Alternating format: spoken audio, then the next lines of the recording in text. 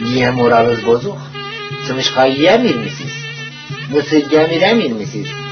Sakız çiğneyip kıtlama çay içemir misiniz? Dişleri süzülür, ete tükürür mü? Tövbe olur. Çünkü dişlerde hiç bakmamışsınız. Fırçalamamışsınız, çok ayıp.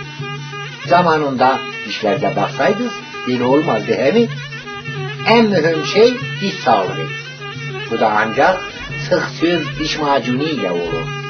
Siz de sıksür diş macunu kullanın, dişlerden bile pırıl pırıl sağlıklı olsun.